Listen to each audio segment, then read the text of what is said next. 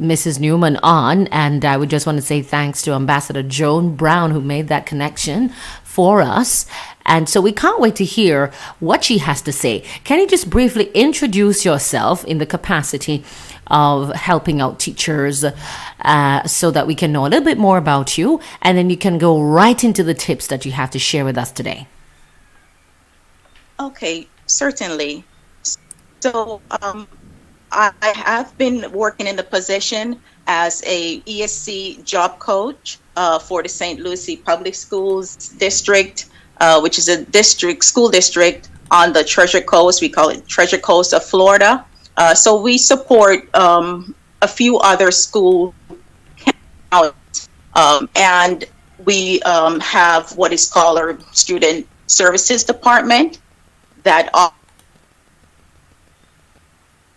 to teachers, whether through newsletters or going into the schools and offering different programs that will support whether it be their self-care. What does it look like for a teacher getting up every day, go to work.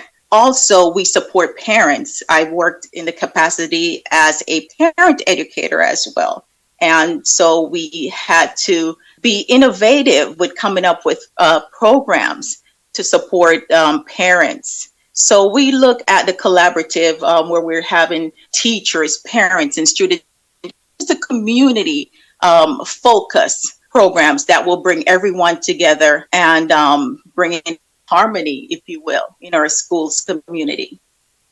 So today, I'm just sharing about some of the tips that we've shared with our teachers pertaining to what self-care looks like. For anyone, it's usually a matter of the different approach taken.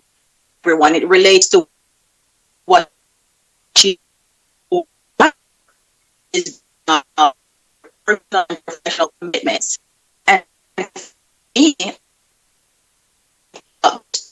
because without God and without His ideas and infusing me with creativity, I have nothing going into these high schools and supporting teachers and students and implementing strategies that's going to help our students as they transition from the school world.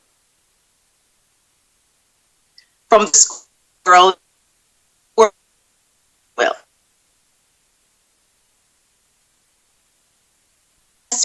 so a few that we try to focus on is the aspect of professional physical care. We look at psychological, emotional self-care, and spiritual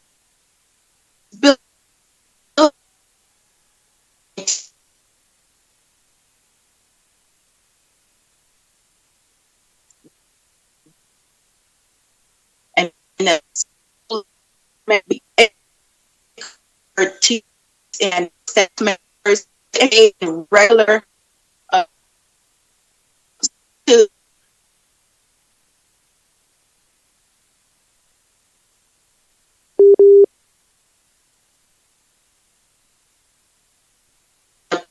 and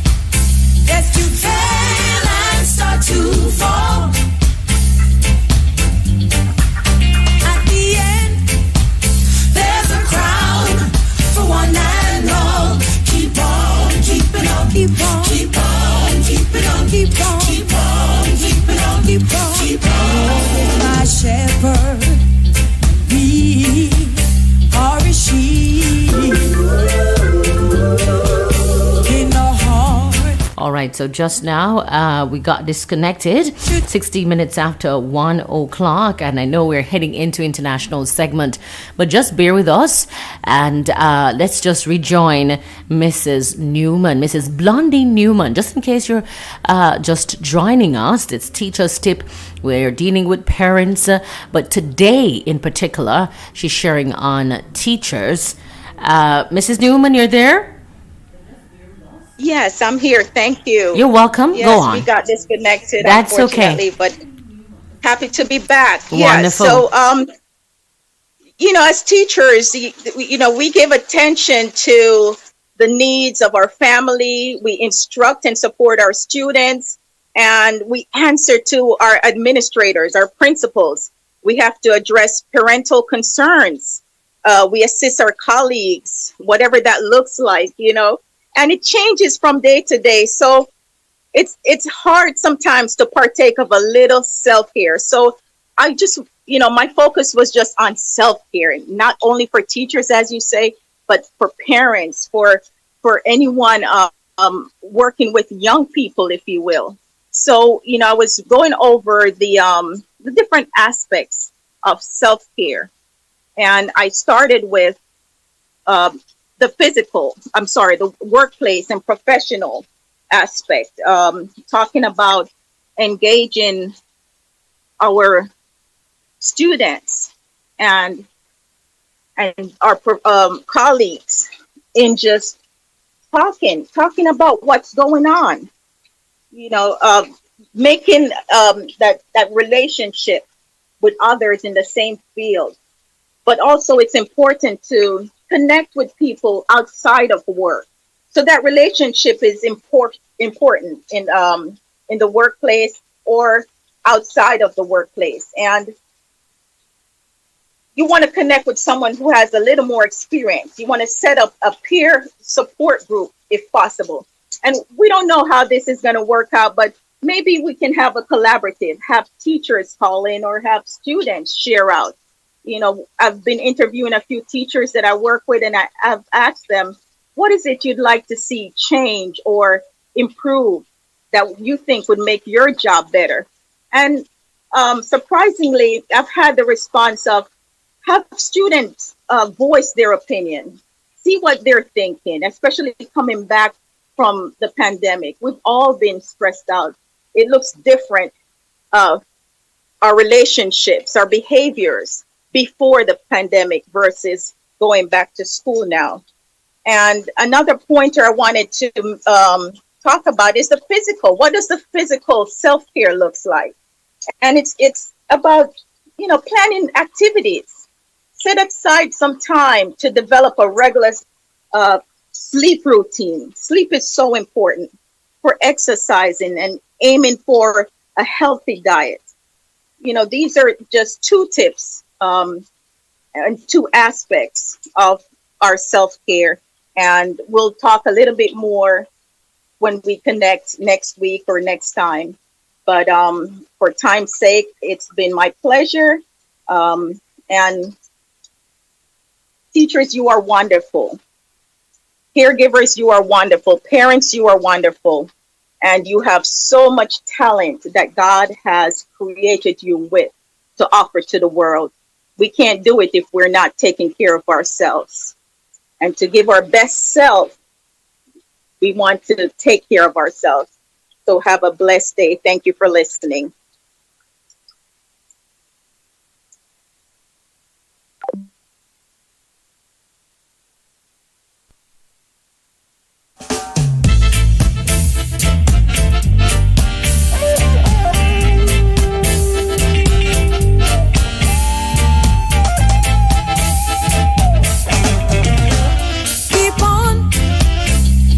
Keep on keeping on.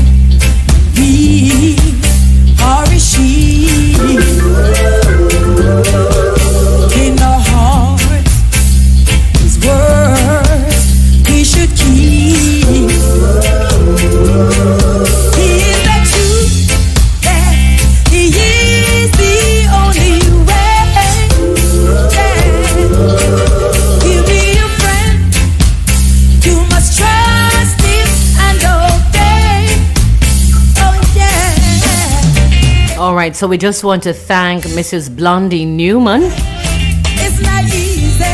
for sharing today inside this segment. Teachers got something, parents got something. Self-care, very, very important. And we know she's linking us out of the Florida area that is Just keep seeing the outer bands or some impact of Hurricane or Storm Ian. And so the connection was a bit poor. We apologize for that. Of course, my Lord. due to circumstances beyond our control. 22 minutes after 1 o'clock. Let's start to fall.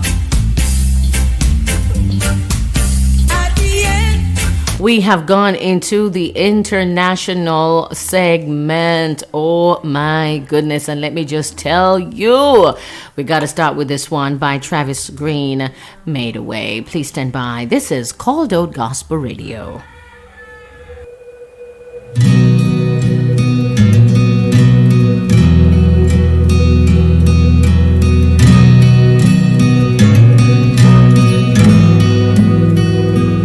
made a way. Don't know how, but you did it. Made a way. Standing here,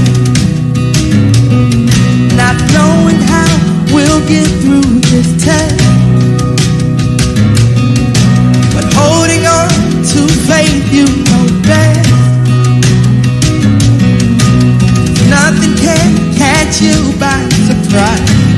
You got this figured out, and you're watching us now. And when it looks as if we can't win,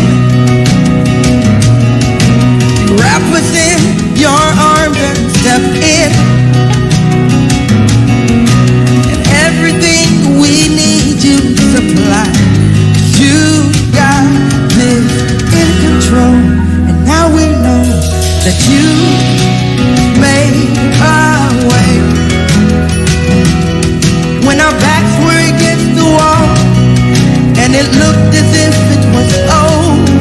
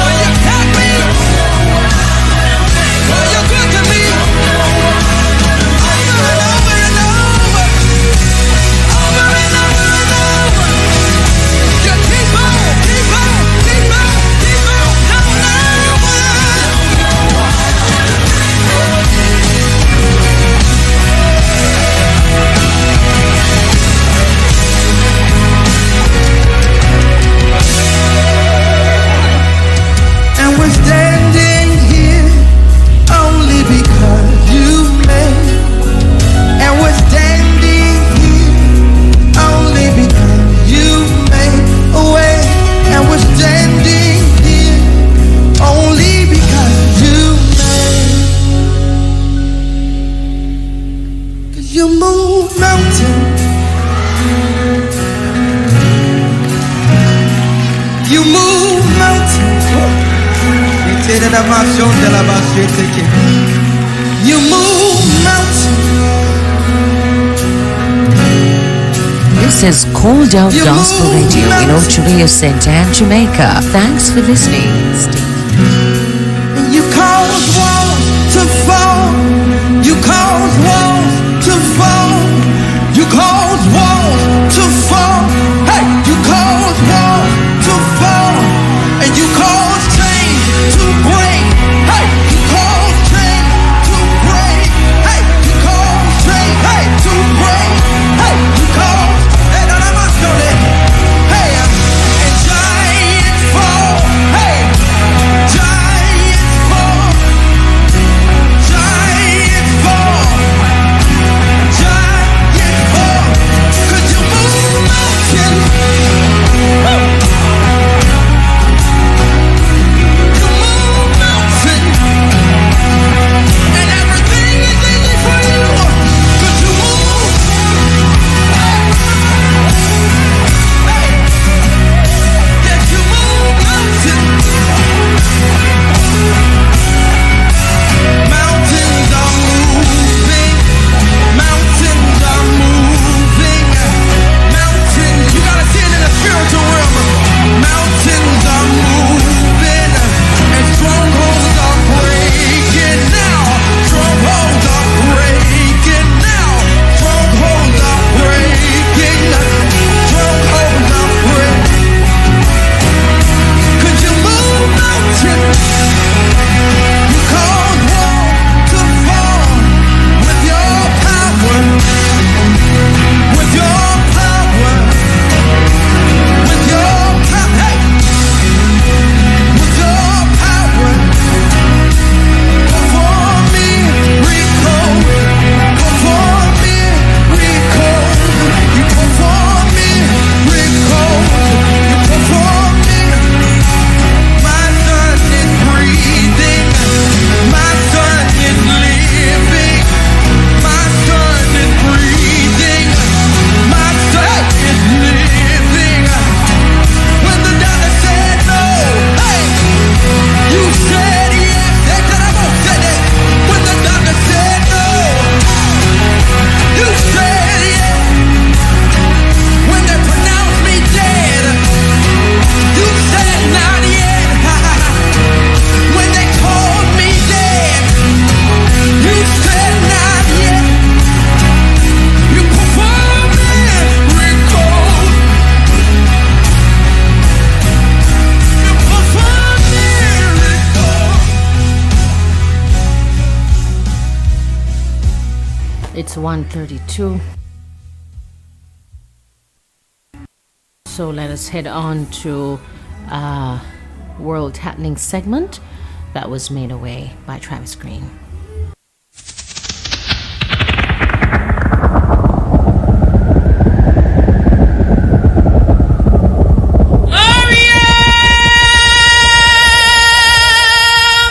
Get ready to go.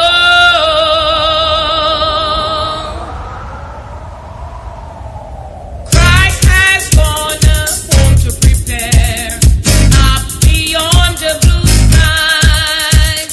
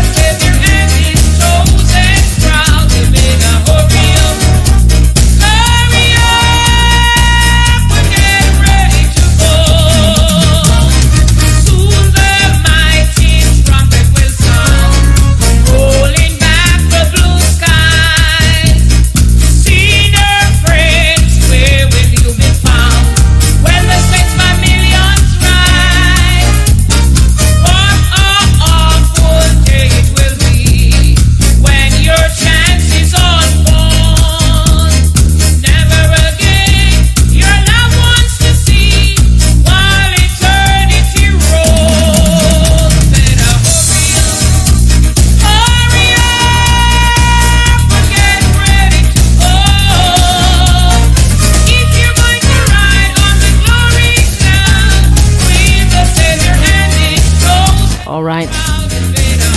So it's time for world happenings. And last week we shared on the Queen and her funeral and so on, but we didn't share in depth because we wanted to hear from someone who studied Bible prophecy, as to the significance of what was happening, the shifting in the atmosphere, everything. We still have not been able to secure that interview, so inside the world happenings today, I'll definitely share on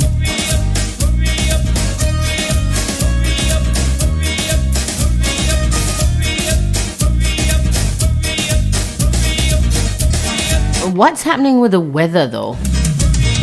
So we're gonna go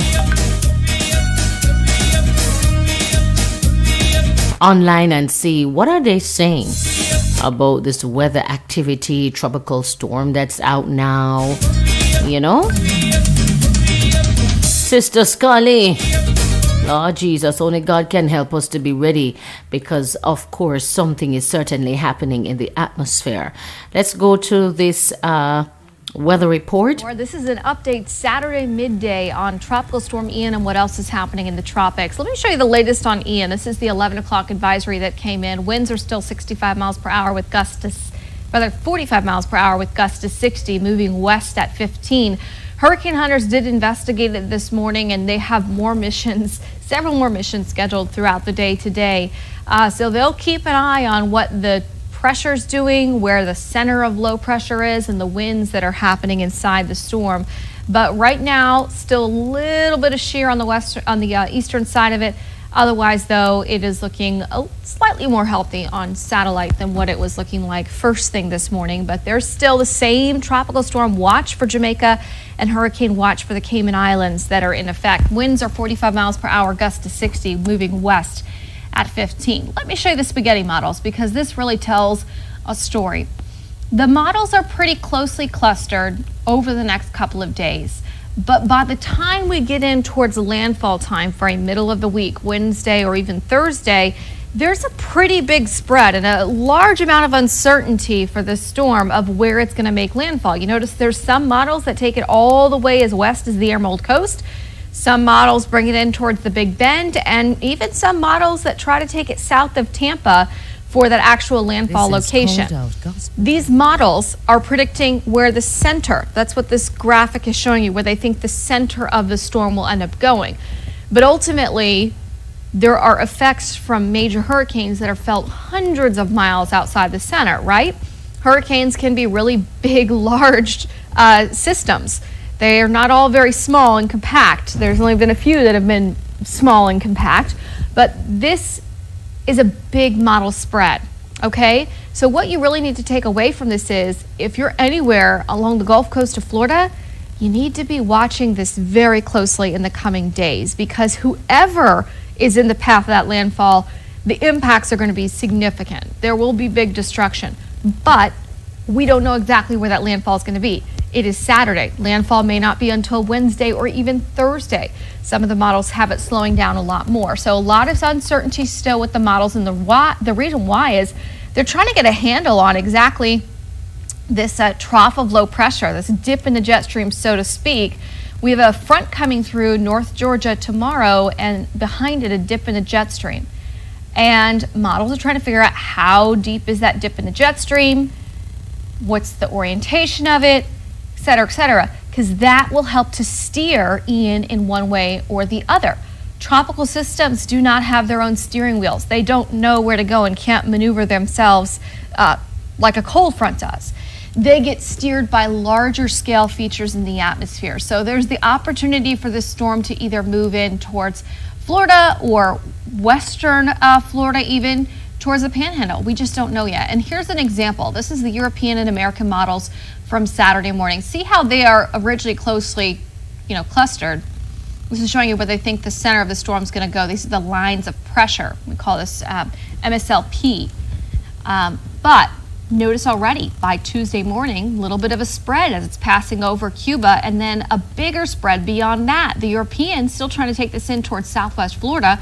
Meanwhile, the American model is trying to bring this up towards Apalachicola.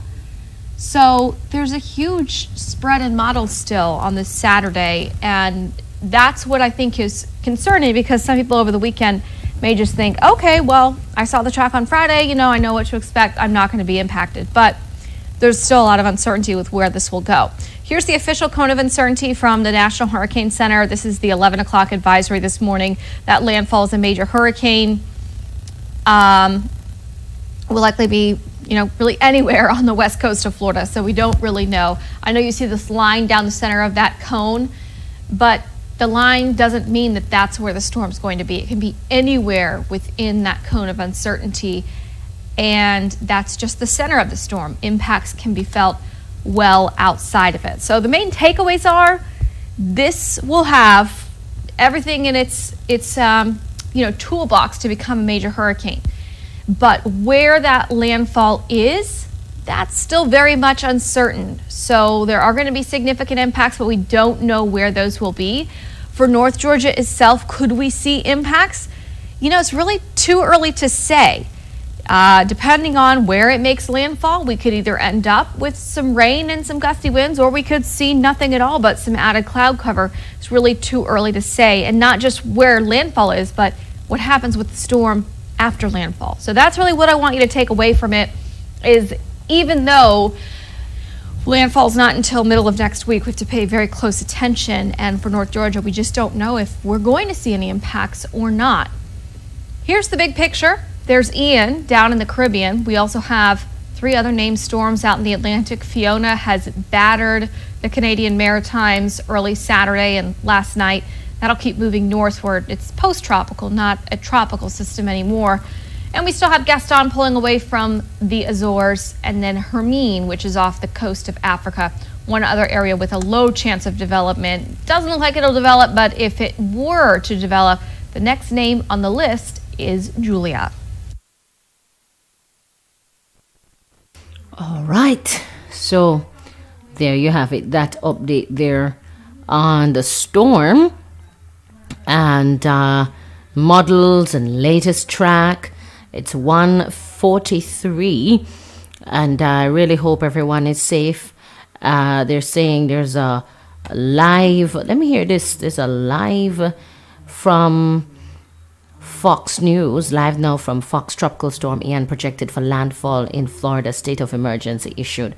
Let's hear a bit of this and then we move on. Component of it. Now, you mentioned Hurricane Katrina, Hurricane Sandy, Hurricane Andrew. As we continue to take a look back and learn from previous storm systems, and as we monitor the current state of the Atlantic Basin, what we're seeing today, is this reminiscent of anything that you've seen in years past?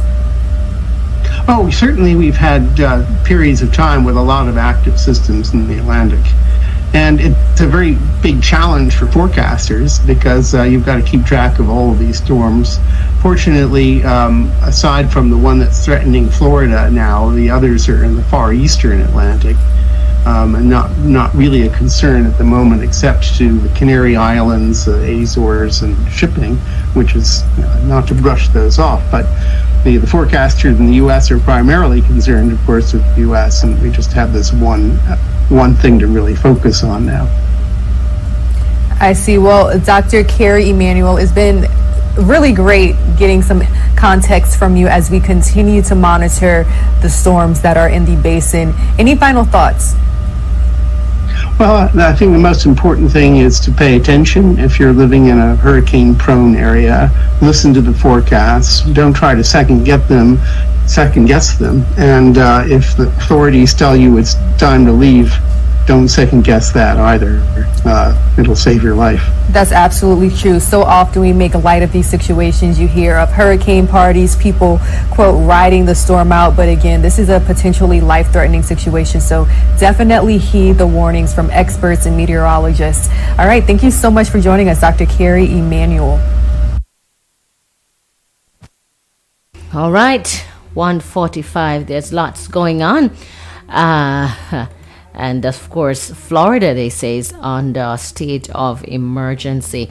146. Sister Scully, we gotta say bye-bye now. We gotta say bye-bye. We gotta say bye-bye. We got to say bye-bye, Sister Scully. Where's the song? Hurry up. Let's hurry up.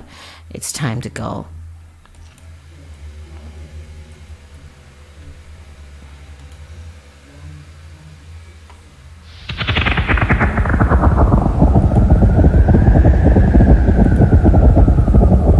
Hurry up, get ready to go.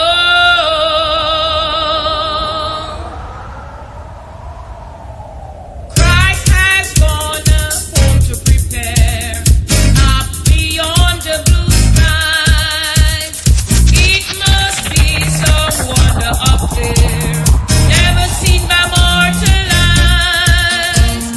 We know soon he's coming again from his heavenly throne. We shall leave this earthly domain when he comes to claim his own. You better hurry up and get ready to go. If you're going to ride in the glory cloud with the Savior and his chosen crowd, you better hurry up and get ready to go. Give your heart to Jesus today. Oh, why longer refuse? Let him wash your sins all away.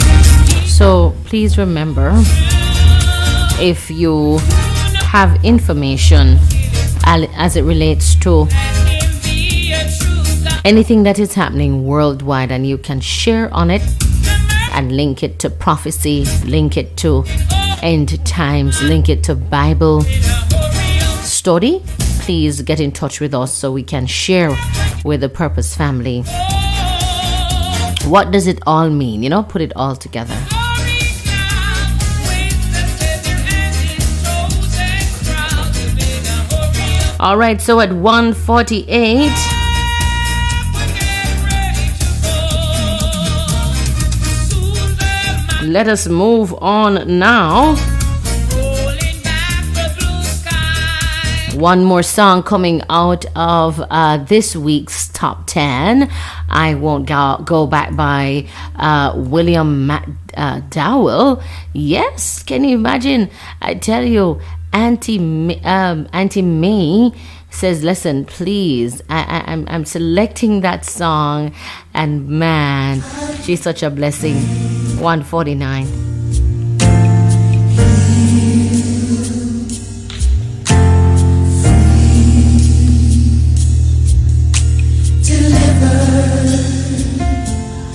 I found joy,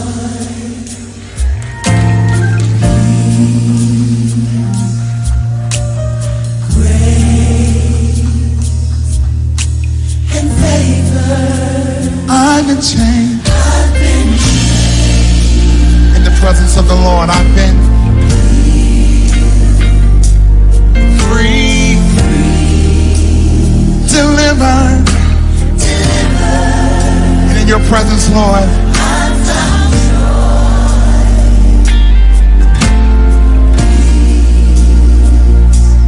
grace and favor. And right now, today, I've been changed. I've been changed. And I have waited for this moment to come. And I won't let it pass me by.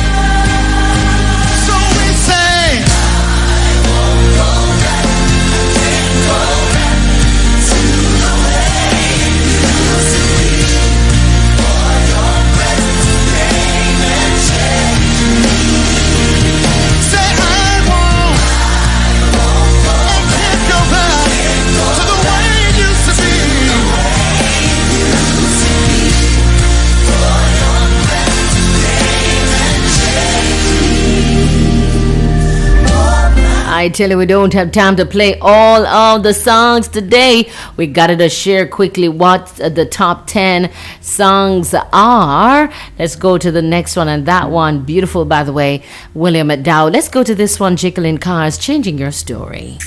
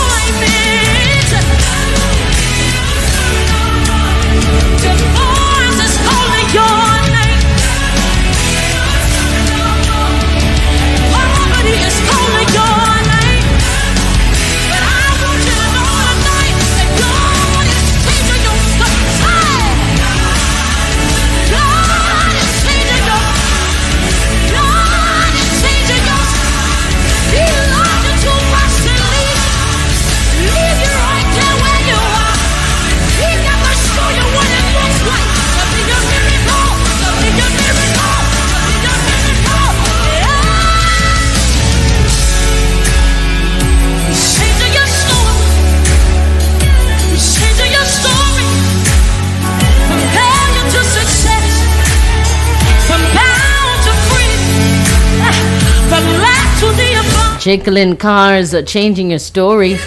Beautiful indeed. We gotta move on. Oh, Jesus. Let's go to this one, I'm Still Here by Bridget Blucher. Oh, Jesus.